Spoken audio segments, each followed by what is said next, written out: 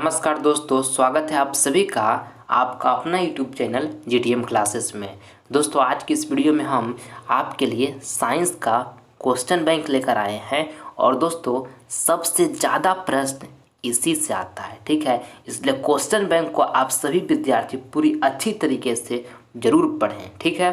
देखिए, आपके समीप इस वीडियो के माध्यम से हम 40 ऑब्जेक्टिव क्वेश्चन रखने वाले हैं जो क्वेश्चन बैंक से हम उठाए हैं, ठीक है, जो आपके बोर्ड एग्जाम के लिए बहुत बहुत महत्वपूर्ण है। इसलिए आप सभी विद्यार्थी इस वीडियो में 1 से लेकर 40 तक पूरी कंसंट्रेशन के साथ बने रहिएगा। एक भी प्रश्न इस वीडियो का आप स्किप मत कीजिएगा। ये 40 प्रश्नों में से जो याद नहीं होगा उससे आप जरूर याद कर लीजिएगा, ठीक है।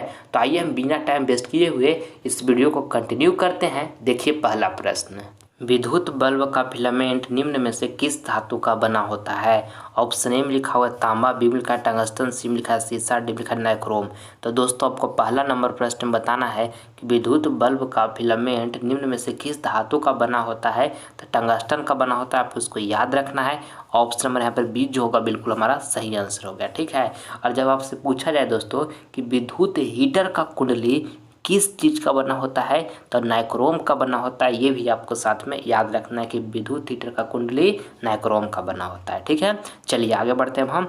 देखिएगा यहाँ पे दूसरा नंबर कहता है कि डीजल का उपयोग होता है। ऑप्शन ए में लिखा हुआ है भारी वाहनों में, बी में लिखा है रेल के इंजनों में, सी में लिखा है विद्युत उत्पादन में, डी में लिखा है इन सभी में। तो दोस्तों आपको दूसरा नंबर प्रश्न बताना है कि डीजल का उपयोग होता है तो भारी वाहनों में भी डीजल का उपयोग होता है, रेल के इंजनों में भी डीजल का उपयोग होता है और विद्युत उत्पादन में भी दोस्तों डीजल का उपयोग होता है।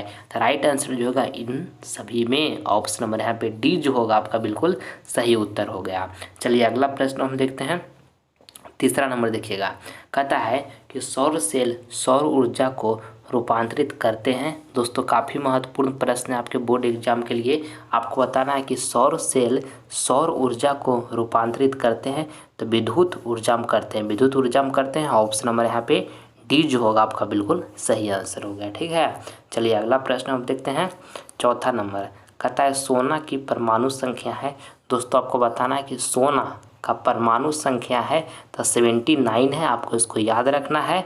ऑप्शन नंबर सी जो होगा बिल्कुल सही आंसर हो जाएगा। सोना की परमाणु संख्या दोस्तों 79 होता है, ठीक है। आपको इसको अच्छे तरीके से याद रखना, ऑप्शन सी सही हो गया। अगला देखिएगा, अगला प्रश्न यहाँ पे 5वां नंबर है जो आपके बोर्ड एग्जाम के दृष्टिकोण से काफ़ी महत्वपूर्ण प्रश्न है, ठीक है। आपको बताना है कि निम्न में कौन ऑक्सीकरण की क्रिया नहीं है।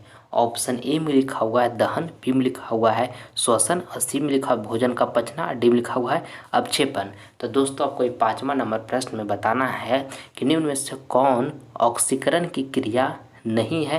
तो दोस्तों अवक्षेपण नहीं है, ठीक है। अवक्षेपण जो है नहीं है। ऑप्शन नंबर यहाँ पे डी जो होगा आपका बिल्कुल सही आंसर हो गया 5 का, ठीक है। चलिए अगला प्रश्न हम देखते हैं। छठा नंबर देखिएगा, कहता है कि ऑक्सीजन की संयोजकता है। दोस्तों आपको छठा नंबर प्रश्न बताना है कि ऑक्सीजन की संयोजकता है तो दोस्तों 2 होता है ऑक्सीजन की संयोजकता, आपको इसको याद रखना है। ऑप्शन नंबर यहाँ पे सी जो होगा बिल्कुल हमारा सही आंसर हो गया, ठीक है। चलिए अगला प्रश्न हम देखते हैं। देखिएगा यहाँ पे 7 नंबर कहते हैं अम्लीय वर्षा के जल का पीएच मान होना चाहिए। दोस्तों काफ़ी महत्वपूर्ण प्रश्न है 7 नंबर। आपको बताना है 7वां नंबर प्रश्न में कि अम्लीय वर्षा के जल का पीएच मान होना चाहिए तो 5.6 से कम, ठीक है। ऑप्शन नंबर यहाँ पर बी जो होगा बाबू आपका बिल्कुल सही आंसर हो गया। आइए अगला प्रश्न हम देखते हैं। 8 नंबर कहता है कि चींटी के डंक में कौन सा अम्ल पाया जाता है। बताइए आप सभी विद्यार्थी कि चींटी के डंक में कौन सा अम्ल पाया जाता है। तो मिथेनोइक अम्ल पाया जाता है। ऑप्शन नंबर यहाँ पे सी जो होगा आपका बिल्कुल सही आंसर हो गया, ठीक है। चलिए अगला प्रश्न हम देखते हैं। देखिएगा यहाँ पे 9 नंबर प्रश्न काफ़ी महत्वपूर्ण प्रश्न है। 9 नंबर आपको बताना है कि निम्नलिखित में कौन सा संवहन उत्तक है। आपको बताना क्या है कि निम्नलिखित में कौन सा संवहन उत्तक है। तो देखिए फ्लोएम भी है दोस्तों और जाइलम भी है, ठीक है। तो राइट आंसर जो होगा बी एवं सी दोनों। ऑप्शन नंबर यहाँ पे डी जो होगा आपका बिल्कुल सही आंसर हो जाएगा। आपको इसको अच्छे तरीके से याद रखना है, ठीक है। चलिए अगला प्रश्न अब देखते हैं। देखिएगा 10वां नंबर कहता है कि नर युग्मक में गुणसूत्र की संख्या होता है। दोस्तों आपको बताना है 10वां नंबर प्रश्न में कि नर युग्मक में गुणसूत्र की संख्या होता है तो 23 होता है। आपको इसको अच्छे तरीके से याद रखना है। ऑप्शन नंबर यहाँ पे बी जो होगा बिल्कुल सही आंसर हो गया। चलिए अगला प्रश्न हम देख लेते हैं 11 नंबर कहता है कि आभूषण बनाने वाला सोना होता है। दोस्तों आपको बताना है 11 नंबर प्रश्न में कि आभूषण बनाने वाला सोना होता है तो 22 कैरेट का होता है। दोस्तों आपको इसको याद रखना है कि आभूषण बनाने वाला जो सोना होता है वो 22 कैरेट का होता है। ठीक है, ऑप्शन सी सही हो गया। देखिए शुद्ध सोना दोस्तों कितने कैरेट का होता है तो शुद्ध सोना 24 कैरेट का होता है। ये भी आपको साथ में याद रखना है। ठीक है, चलिए अगला प्रश्न अब देखते हैं। देखिएगा यहाँ पे 12 नंबर प्रश्न काफ़ी महत्वपूर्ण है आपके बोर्ड एग्जाम के दृष्टिकोण से। आपको बताना है कि शरीर का संतुलन बनाए रखता है। दोस्तों काफ़ी महत्वपूर्ण प्रश्न है। कहता है कि शरीर का संतुलन बनाए रखता है तो सेरिबेलम रखता है। क्या रखता है? सेरिबेलम रखता है। शरीर का संतुलन बनाए रखता है सेरिबेलम। ऑप्शन नंबर यहाँ पे ए जो होगा बिल्कुल सही आंसर हो गया। आपको अच्छी तरीके से ध्यान में रखना है। चलिए अगला प्रश्न हम देखते हैं। 13 नंबर प्रश्न यहाँ पे देखिएगा कहता है कि किशोरावस्था में होने वाली शारीरिक परिवर्तन का कारण है। दोस्तों काफ़ी महत्वपूर्ण प्रश्न है। ऑप्शन ए में लिखा हुआ है टेस्टोस्टेरोन, बी में लिखा हुआ है एस्ट्रोजेन, देखिए सी में लिखा हुआ है थायरॉक्सिन और डी में लिखा है ए और बी दोनों। तो आपको बताना है दोस्तों कि किशोरावस्था में होने वाले शारीरिक परिवर्तन का कारण है। तो दोस्तों देखिए टेस्टोस्टेरोन भी है और यहाँ पे एस्ट्रोजेन भी है। तो हमारा राइट आंसर जो होगा ए और बी दोनों। ठीक है, ऑप्शन नंबर यहाँ पे डी जो होगा दोस्तों आपका बिल्कुल सही आंसर होगा। आप इसको अच्छे तरीके से ध्यान में रखिएगा। ठीक है, चलिए अगला प्रश्न हम देख लेते हैं। देखिएगा 14 नंबर प्रश्न कहता है कि मानव हृदय में कितने कोष्ठ होते हैं। दोस्तों ये प्रश्न लल्लन टॉप प्रश्न है दोस्तों। VVI का स्क्वायर है आपके फाइनल बोर्ड परीक्षा के लिए। बहुत बार इस प्रश्न को रिपीट किया गया है और 2023 बोर्ड एग्जाम भी ये प्रश्न आने वाला है। आपको बताना है कि मानव हृदय में कितने कोष्ठ होते हैं। तो दोस्तों 4 कोष्ठ होते हैं। इसको आपको अच्छी तरीके से याद रखना है। ऑप्शन नंबर यहाँ पर डी जो होगा बिल्कुल सही आंसर हो गया। ठीक है, चलिए अगला प्रश्न हम देखते हैं। देखिएगा यहाँ पे 15 नंबर कहता है कि रक्त क्या है। दोस्तों आपको बताना है ये 15 नंबर प्रश्न में कि रक्त जो है वो क्या है। तो उत्तक है। रक्त जो है क्या है? उत्तक है। ऑप्शन नंबर यहाँ पे बी जो होगा आपका बिल्कुल सही आंसर हो जाएगा। आप इसको ध्यान में रखिएगा। ठीक है, चलिए अगला प्रश्न हम देखते हैं। देखिएगा यहाँ पे 16 नंबर देखिएगा कहता है कि जीन शब्द किसने प्रस्तुत किया। आपको बताना है दोस्तों कि जीन शब्द जो है जीन किसने प्रस्तुत किया। तो जो हैंसन ने किया। ऑप्शन नंबर यहाँ पे डी जो होगा आपका बिल्कुल सही आंसर हो गया। आपको याद रखना है। ठीक है, चलिए अगला प्रश्न हम देखते हैं 17 नंबर। और मेरे प्यारे साथियों आप सभी विद्यार्थी इस वीडियो में 1 से लेकर 40 तक पूरी कंसंट्रेशन के साथ बने रहें। एक भी प्रश्न आप स्किप मत कीजिए। ये 40 ऑब्जेक्टिव क्वेश्चन जो आपके फाइनल बोर्ड परीक्षा 2023 के लिए काफ़ी महत्वपूर्ण प्रश्न है। इसलिए 40 में से जो याद भी आपको नहीं होगा उसे नोटबुक पर लिख लीजिएगा बाबू, आप याद कर लीजिएगा। इससे आपको दोस्तों काफ़ी फायदा मिलेगा एग्जाम जब देने जाइएगा तब। ठीक है, ताकि कॉन्फिडेंस आपके अंदर कैसे जनरेट होगा। जो याद नहीं उसको याद कीजिएगा तो आपका प्रिपरेशन में इम्प्रूवमेंट दिखेगा, तो आपके अंदर कॉन्फिडेंस जनरेट होगा जो आपको एग्जाम हॉल में काफ़ी मदद करेगा बाबू। इसलिए जितना हो सकता है अभी पढ़ कर मेहनत कर के अपने अंदर कॉन्फिडेंस डेवलप कीजिए जो आपको काफ़ी मदद करेगा एग्जाम में। ठीक है, चलिए देखिए 17 नंबर प्रश्न यहाँ पे समझने का प्रयास कीजिए। कहता है कि समतल दर्पण की फोकस दूरी होती है। ऑप्शन ए में लिखा है अनंत, बी में लिखा है 0, सी में लिखा है 100 सेंटीमीटर और डी में लिखा है 50 सेंटीमीटर। तो 17 नंबर प्रश्न में आपको बताना है दोस्तों कि समतल दर्पण की फोकस दूरी होती है तो अनंत होती है। आपको इसको याद रखना है। ऑप्शन नंबर यहाँ पे ये जो होगा आपका बिल्कुल सही आंसर हो जाएगा। ठीक है, चलिए अगला प्रश्न अब देखते हैं 18 नंबर देखिएगा। कहता है कि जब किसी चालक तार विद्युत धारा प्रवाहित होती है तो गतिशील कण क्या है। दोस्तों काफ़ी महत्वपूर्ण प्रश्न है।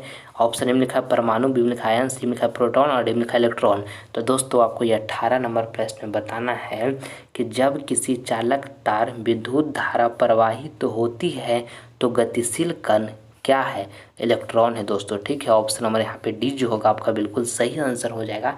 आपको इसको याद रखना है। ठीक है, चलिए अगला प्रश्न हम देख लेते हैं 19 नंबर। कहता है ओम का नियम है। दोस्तों काफ़ी महत्वपूर्ण प्रश्न है ये 19 नंबर प्रश्न आपके बोर्ड एग्जाम के लिए। आपको बताना है कि ओम का नियम है तो भी इक्वल टू दोस्तों आई आर होता है। क्या होता है? भी इक्वल टू आई आर होता है। ऑप्शन नंबर ए जो होगा हमारा यहाँ पे बिल्कुल सही आंसर हो गया 19 का। ठीक है, चलिए अगला प्रश्न हम देख लेते हैं।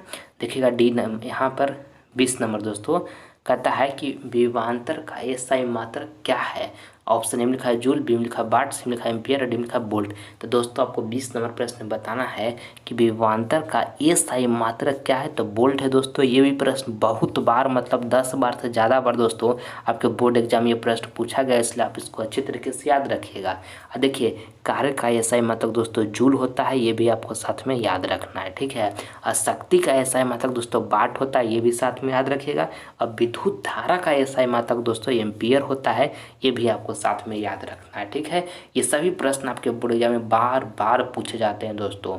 देखिए 21 नंबर प्रश्न कहता है कि अमीटर का प्रतिरोध होता है। ऑप्शन ए में लिखा है छोटा, बी में लिखा है बड़ा, सी में लिखा है बहुत छोटा और डी में लिखा है इनमें से कोई नहीं। तो दोस्तों आपको 21 नंबर प्रश्न में बताना है कि अमीटर का प्रतिरोध होता है तो बहुत छोटा होता है। ठीक है, ऑप्शन नंबर यहाँ पे सी जो होगा हमारा बिल्कुल सही आंसर हो गया, आपको इसको ध्यान में रखना है। ठीक है, चलिए अगला प्रश्न हम देखते हैं 22 नंबर। 1 मिली एम्पियर बराबर होता है। दोस्तों आपको 22 नंबर प्रश्न में बताना है कि 1 मिली एम्पियर बराबर होता है तो 10 के पावर -3 एम्पियर होता है। क्या होता है? 10 के पावर -3 एम्पियर होता है 1 मिली एम्पियर बराबर। ऑप्शन नंबर ए जो होगा बिल्कुल सही उत्तर हो गया, आप इसको याद कर लीजिएगा। ठीक है, चलिए अगला प्रश्न अब देखते हैं। देखिएगा यहाँ पे हमारा 23 नंबर प्रश्न है। कहता है प्लास्टर ऑफ पेरिस का रासायनिक सूत्र है। दोस्तों काफ़ी महत्वपूर्ण प्रश्न है 23 नंबर दोस्तों। आपको बताना है कि प्लास्टर ऑफ पेरिस का रासायनिक सूत्र है तो CaSO4.12H2O होता है। प्लास्टर ऑफ पेरिस का रासायनिक सूत्र क्या होता है? तो CaSO4.12H2O होता है। आपको इसको अच्छे तरीके से याद रखना है। ऑप्शन नंबर यहाँ पर बी जो होगा बिल्कुल हमारा सही आंसर हो गया। आगे बढ़ते हैं अब हम 24 नंबर प्रश्न की ओर। कहता है कि विद्युत आवेश का एसआई मात्रक होता है। दोस्तों आपको बताना है कि विद्युत आवेश का एसआई मात्रक होता है तो कूलम्ब होता है। दोस्तों आपको याद रखना है इसको।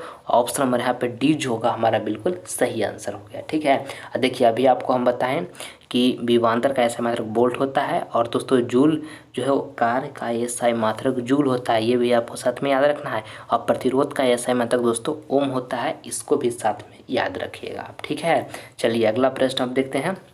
देखिएगा 25 नंबर। मेरे प्यारे साथियों, आप सभी विद्यार्थी मन से पढ़ाई कीजिए क्योंकि 2023 बोर्ड एग्जाम आने में लगभग आपके पास 3.5 मंथ का समय बचा हुआ है। इसलिए देखते देखते दोस्तों ये टाइम काफ़ी ही करीब आ जाएगा और आपको पता भी नहीं चलेगा। इसलिए एक मिनट समय को आप अच्छे तरीके से यूज कीजिए। फालतू का दोस्तों के साथ घूमने में, ऐसी अलग बलर में समय को बर्बाद मत कीजिए क्योंकि अभी के लिए आपका एक मिनट जो है बाबू वो काफ़ी महत्वपूर्ण है। इसलिए बेकार के इधर उधर घूमने में कहीं भी समय बर्बाद मत कीजिए। अगर जो समय कहीं स्पेंड कर रहे हैं तो पढ़ाई करने में स्पेंड कीजिए, यही दोस्तों आपका फ्यूचर में काम देने वाला है। ठीक है, बाकी फालतू का काम आपको इस दुनिया में काम नहीं देगा। इसलिए मन से पढ़ाई कीजिए, अच्छे तरीके से पढ़ाई कीजिए और फाइनल बोर्ड पे 2023 में 480 अंक प्राप्त कीजिए। ठीक है, क्योंकि आज दोस्तों जो आपको माता पिता जो खर्च दे रहे हैं वो बहुत मुश्किल से आता है, बहुत उम्मीद से आपको खर्च को देते हैं ताकि हमारा बेटा बेटी आने वाला समाज में कल हमारा नाम रोशन करे और अपनी ज़िंदगी को बेहतर बना सके। ठीक है, तो अपने ज़िंदगी को बेहतर बनाने में भी आप भी उस काम को सही से कीजिए कि अच्छे तरीके से पढ़ाई कीजिए ताकि आने वाला फ्यूचर में बाबू आपको माता पिता आप पर गर्व करें कि हमारा बेटा या बेटी अच्छा काम किया है। ठीक है, इसलिए मन से पढ़ाई कीजिए, जीवन में खूब तरक्की कीजिए और माता पिता को हमेशा रिस्पेक्ट कीजिएगा बाबू। माता पिता को कभी भी अनरिस्पेक्ट नहीं कीजिएगा। ठीक है, क्योंकि आज जो भी हैं वो अपने माता पिता की बदौलत आप हैं। इसलिए हमेशा माता पिता को आदर कीजिए और मन से पढ़ाई कीजिए ताकि आपसे माता पिता खुश रहें और उनका उम्मीद को आप पूरा कर सकें इस जीवन में। ठीक है, और अगर जो अभी तक आप सभी विद्यार्थी जीटीएम क्लासेस परिवार से नहीं जुड़े हैं तो चैनल को सब्सक्राइब करके आप सभी विद्यार्थी जीटीएम क्लासेस परिवार से जुड़ जाइए। इससे आपको फ़ायदा क्या होगा कि लाइव क्लास का नोटिफिकेशन जो होगा समय से आपको मिलता रहेगा, इसलिए जल्द से आप सभी विद्यार्थी जीटीएम क्लासेस परिवार से जुड़िए। ठीक है, देखिए 25 नंबर प्रश्न यहाँ पे कहता है तारे के टिमटिमाने का कारण है। ऑप्शन ए में लिखा है वायुमंडलीय परावर्तन, बी में लिखा है कुल परावर्तन, सी में लिखा है वायुमंडलीय अपवर्तन और डी में लिखा हुआ है कुल अपवर्तन। तो दोस्तों आपको 25 नंबर प्रश्न में बताना है कि तारे के टिमटिमाने का कारण है तो वायुमंडलीय अपवर्तन है। ठीक है, ऑप्शन नंबर यहाँ पे सी जो होगा आपका बिल्कुल सही आंसर हो जाएगा। आपको इसको अच्छे तरीके से याद रखना है। ठीक है, चलिए अगला प्रश्न हम देख लेते हैं। देखिएगा यहाँ पे 26 नंबर प्रश्न यहाँ पे देखिएगा बाबू, कहता है कि दांत की सबसे ऊपरी परत है, दांत की दोस्तों सबसे ऊपरी परत है तो इनामेल है। ठीक है, इनामेल है, आपको इसको याद रखना है। ऑप्शन नंबर यहाँ पे बी जो होगा बिल्कुल सही उत्तर हमारा हो गया। चलिए अगला प्रश्न हम देखते हैं 27 नंबर, कहता है मानव आहार नाल का सबसे लंबा भाग है। ये भी प्रश्न काफ़ी बार आपके बोर्ड एग्जाम में पूछा गया है दोस्तों, इसलिए आप इसको याद रखिएगा। आपको बताना है कि मानव आहार नाल का सबसे लंबा भाग है तो छोटी आंत है। क्या है दोस्तों? छोटी आंत है। ऑप्शन नंबर यहाँ पर बी जो होगा हमारा बिल्कुल सही आंसर हो गया। ठीक है, चलिए अगला प्रश्न हम देख लेते हैं। देखिएगा 28 नंबर प्रश्न यहाँ पर कहता है परागकण में निम्न में से किसके अंदर बनते हैं। दोस्तों आपको बताना है ये 28 नंबर प्रश्न में कि परागकण निम्न में से किसके अंदर बनते हैं, तो परागकोश के अंदर बनते हैं। ठीक है, आप इसको याद रखें। ऑप्शन नंबर ए जो होगा बिल्कुल हमारा सही आंसर हो गया। अगला देखिएगा यहाँ पे 29 नंबर प्रश्न कहता है दाढ़ी बनाने के लिए कौन सा दर्पण प्रयुक्त होता है। ऑप्शन ए में लिखा है उत्तल दर्पण, बी में लिखा है समतल दर्पण और देखिए सी में लिखा है अवतल दर्पण और डी में लिखा है इनमें से कोई नहीं। तो दोस्तों आपको बताना है कि दाढ़ी बनाने के लिए कौन सा दर्पण प्रयुक्त होता है, तो अवतल दर्पण दोस्तों दाढ़ी बनाने के लिए प्रयुक्त होता है। ऑप्शन नंबर यहाँ पे सी जो होगा बिल्कुल सही आंसर हो जाएगा। आप इसको याद रखिएगा। ठीक है, देखिए डॉक्टर लोग आँख गला का जब भी सभी इलाज करते हैं ना तो वो कौन दर्पण का प्रयोग करते हैं, तो अवतल दर्पण का ही प्रयोग करते हैं। तो ये भी आपको साथ में ध्यान में रखना है। ठीक है, रोगियों को जब इलाज करते हैं आँख गला का ना तो वो अवतल दर्पण का प्रयोग करते हैं। ठीक है, देखिए उत्तल दर्पण जो है दोस्तों मोटर कार के चालक के सामने जो दर्पण लगा हुआ रहता है वो कौन दर्पण लगा हुआ रहता है, तो उत्तल दर्पण लगा हुआ रहता है। जो आप इसको भी आपको ध्यान में रखना है। ठीक है, जो आप बाइक चलाते हैं दोस्तों और जो मिरर में देखते हैं पीछे को वाहनों को, वो कौन दर्पण लगा हुआ रहता है, तो उत्तल दर्पण लगा हुआ रहता है। ये भी आप ध्यान में रखिएगा। जब बाइक चलाइए तो देखिए ये जो आईना लगा है वो कौन दर्पण है, तो उत्तल दर्पण है। तो इस तरह कर करके सारे पॉइंट को रिवीजन करते रहिए, गाड़ी भी चलाते रहिए और रिवीजन भी करते रहिए, आपको दोनों काम होते रहेगा। ठीक है, चलिए देखिए अब देखिएगा 30 नंबर यहाँ पर कहता है कि आरबीसी की जीवन अवधि होती है। ऑप्शन में लिखा है 120 दिन, बी में लिखा है 180 दिन, सी में लिखा है 280 दिन और डी में लिखा है 220 दिन। तो दोस्तों आपको 30 नंबर प्रश्न में बताना है कि आरबीसी की जीवन अवधि होती है 120 दिन होता है। कितना होता है? 120 दिन होता है। ऑप्शन नंबर यहाँ पे ए जो होगा आपका बिल्कुल सही आंसर हो जाएगा। अच्छे तरीके से याद रखिएगा। ठीक है, चलिए अगला प्रश्न हम देखते हैं। देखिएगा यहाँ पे 31 नंबर मैग्नीशियम पाया जाता है। आपको दोस्तों ये 31 नंबर प्रश्न में बताना है कि मैग्नीशियम पाया जाता है तो क्लोरोफिल में पाया जाता है। मैग्नीशियम पाया जाता है तो क्लोरोफिल में पाया जाता है। ऑप्शन नंबर यहाँ पे ये जो होगा बिल्कुल हमारा सही उत्तर हो जाएगा। अच्छे तरीके से याद रखिएगा। ठीक है, चलिए अगला प्रश्न हम देख लेते हैं। यहाँ पर 31 का ये हो गया ना। 32 नंबर प्रश्न देखिएगा बाबू, कहता है कि अंडाणु निषेचित होता है। दोस्तों आपको बताना है कि अंडाणु निषेचित होता है तो फ्लोपियन नलिका में होता है। ऑप्शन नंबर यहाँ पे डी जो होगा 32 का आपका बिल्कुल सही उत्तर हो गया। ठीक है, चलिए काफ़ी महत्वपूर्ण ये प्रश्न दोस्तों, इसको ध्यान में रखिएगा आप। चलिए अगला प्रश्न देखते हैं 33 नंबर। 33 नंबर भी काफ़ी महत्वपूर्ण है आपके फाइनल बोर्ड परीक्षा के दृष्टिकोण से। आपको बताना है कि निम्नांकित में कौन पादप हार्मोन नहीं है। ठीक है, आपको बताना है दोस्तों कि निम्नांकित में कौन पादप जो है हार्मोन नहीं है, तो ऑक्सीटोसिन नहीं है। ठीक है, ऑप्शन नंबर यहाँ पे डी जो होगा आपका बिल्कुल सही आंसर हो जाएगा। आपको ध्यान में रखना है कि ऑक्सीटोसिन जो है दोस्तों वो पादप हार्मोन नहीं है। ठीक है, चलिए ऑप्शन डी सही हो गया। आगे बढ़ जाते हैं अब हम जल्दी से 34 नंबर प्रश्न की ओर। कहता है फूल में नर प्रजनन अंग है। दोस्तों ये भी प्रश्न काफ़ी बार आपके बोर्ड एग्जाम में पूछा गया है, इसलिए आप इसको ध्यान में रखिएगा कि फूल में नर प्रजनन अंग है तो पुंकेसर है। क्या है? पुंकेसर है। ऑप्शन नंबर यहाँ पे ये जो होगा आपका बिल्कुल सही आंसर हो गया। चलिए अगला प्रश्न हम देखते हैं। देखिएगा 35 नंबर कहता है प्रकाश की चाल विभिन्न माध्यमों में, ऑप्शन ए में लिखा है समान होती है, भिन्न भिन्न होती है, सी में लिखा है ए और बी दोनों, और डी में लिखा है इनमें से कोई नहीं। तो दोस्तों आपको 35 नंबर प्रश्न में बताना है कि प्रकाश की चाल विभिन्न माध्यमों में तो भिन्न भिन्न होती है। ठीक है, आप इसको याद रखिएगा। ऑप्शन नंबर बी जो होगा बिल्कुल हमारा सही आंसर हो गया। चलिए अगला देखते हैं हम 36 नंबर। दोस्तों 36 नंबर प्रश्न जो है आपकी फाइनल बोर्ड परीक्षा के लिए काफ़ी महत्वपूर्ण है, आप इसको ध्यान में रखिएगा। कहता है कि परिस्थितिकी तंत्र में ऊर्जा का स्रोत है। तो दोस्तों ऊर्जा का स्रोत क्या है? वायु है, या तो सूर्य प्रकाश है, या तो वर्षा जल है, या मिट्टी है। आपको बताना है दोस्तों ये 36 नंबर प्रश्न में कि परिस्थितिकी तंत्र में ऊर्जा का स्रोत है तब सूर्य प्रकाश है। क्या है? सूर्य प्रकाश है। ऑप्शन नंबर बी जो होगा दोस्तों सूर्य प्रकाश हमारा बिल्कुल यहाँ पे सही आंसर हो गया। चलिए अगला प्रश्न हम देखते हैं। देखिएगा यहाँ पे 37 नंबर कहता है कि निम्नलिखित में से किसे अनुवांशिकी का पिता कहा जाता है। ये भी प्रश्न बहुत बार दोस्तों आपके बोर्ड एग्जाम में पूछा गया है, बहुत ही महत्वपूर्ण है आपके बोर्ड एग्जाम के लिए। आपको बताना है कि निम्नलिखित में से किसे अनुवांशिकी का पिता कहा जाता है। तो ग्रेगर जॉन मेंडल को कहा जाता है, आपको उसको याद रखना है। ऑप्शन नंबर यहाँ पे बी जो होगा हमारा बिल्कुल सही आंसर हो जाएगा। ठीक है, चलिए अगला देखते हैं अब हम। देखिएगा 38 नंबर प्रश्न भी काफ़ी महत्वपूर्ण है आपके बोर्ड एग्जाम के लिए। आपको बताना है कि हरे पौधे कहलाते हैं। ऑप्शन ए में लिखा है उत्पादक, बी में लिखा है उपभोक्ता, सी में लिखा है अपघटक, और डी में लिखा हुआ इनमें से कोई नहीं। तो 38 नंबर में आपको बताना है दोस्तों कि हरे पौधे कहलाते हैं तो उत्पादक कहलाते हैं। क्या कहलाते हैं? उत्पादक कहलाते हैं हरे पौधे। ऑप्शन नंबर ए जो होगा बिल्कुल सही आंसर हो गया। चलिए अगला प्रश्न हम देखते हैं। 39 नंबर प्रश्न यहाँ पर कहता है कि अम्ल और क्षार आपस में अभिक्रिया कर बनते हैं। ऑप्शन ए में लिखा है परवल क्षार, बी में लिखा है परवल अम्ल, और यहाँ पे देखिए सी में लिखा हुआ है यहाँ पे लवण, और डी में लिखा हुआ क्षार। तो दोस्तों आपको 39 नंबर प्रश्न बताना है कि अम्ल और क्षार आपस में अभिक्रिया कर बनते हैं तो लवण बनते हैं। क्या बनते हैं? लवण बनते हैं। ऑप्शन नंबर यहाँ पे सी जो होगा हमारा बिल्कुल सही आंसर हो जाएगा। ठीक है, चलिए अगला प्रश्न हम देख लेते हैं। देखिएगा 40 नंबर का था मनुष्य के शरीर की सबसे बड़ी ग्रंथि है।